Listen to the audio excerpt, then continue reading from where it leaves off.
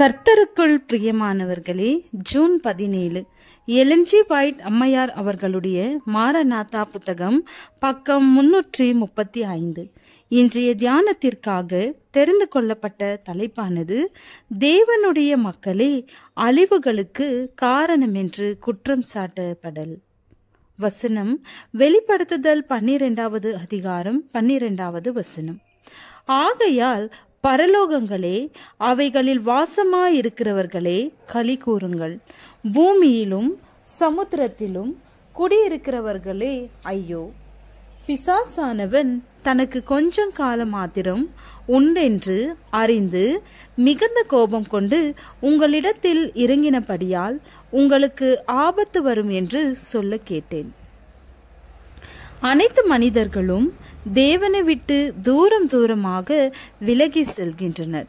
கீழ்ப்படியாமையின் பிள்ளைகள் மீது வல்லமை பெற்றுக்கொள்ளத்தக்கதாக சாத்தான் அனுமதிக்கப்பட்டிருக்கிறான். சாத்தான் மனிதர் மத்தியிலே அழிவை சுழற்றி வீசுகிறான்.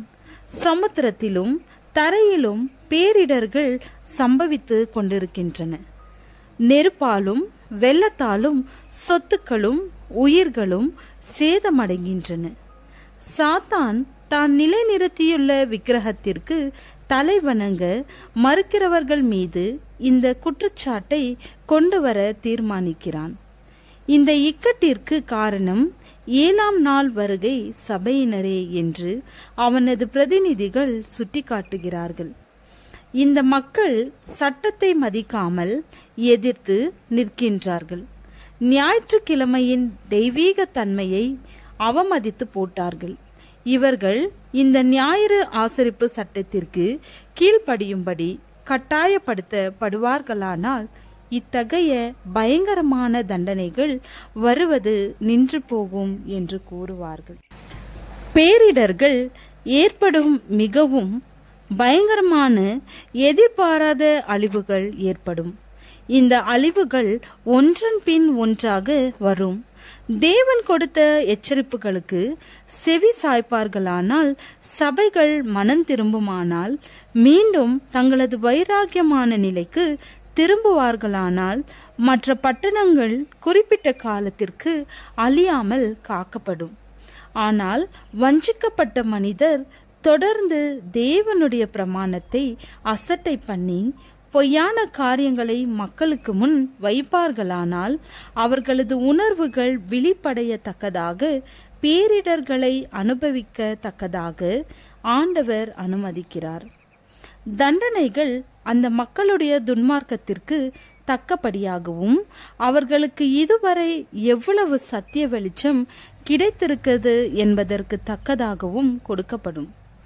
நடைபெறும் சம்பவங்களுக்கு சாத்தான் தனது விவர விளக்கங்களை கொடுக்கிறான்.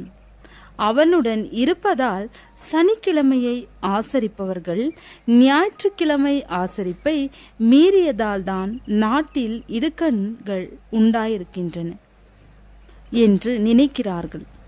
தேவனுடைய கோபத்தை தனித்து சமாதானப்படுத்துவதற்காக செல்வாக்குள்ள இந்த மனிதர்கள் ஞாயிறு ஆசரிப்பை நடைமுறைப்படுத்துவதற்காக சட்டங்களை இயற்றுகிறார்கள். இந்த பொய்யான ஓய்வு நாளை உயர்த்தி மேலும் உயர்த்தி ஞாயிறு சட்டத்திற்கு, அதாவது இந்த போலியான ஓய்வு நாளிற்கு கீழ்ப்படிதலை கட்டாயப்படுத்தி இவ்வாறு தாங்கள் தேவனுக்கு சேவை செய்கிறதாக நினைக்கிறார்கள். உண்மையான ஓய்வு நாளை ஆசரித்து தேவனை கனம் பண்ணுகிறவர்கள் தேவனுக்கு விசுவாசமானவர்களாக இருக்கவில்லை என்று எண்ணப்படுகிறார்கள். உண்மையில் அவர்களை இவ்வாறு மதிப்பீடு செய்கிறவர்கள்தான் தேவனுக்கு விசுவாசமற்றவர்களாக இருக்கிறார்கள். ஏனெனில் ஏதேனில் ஆரம்பமாகிய இந்த ஓய்வு நாளை அவர்கள் தங்களது காலின் கீழ் போட்டு மிதித்து கொண்டிருக்கிறார்கள். ஜெபம்.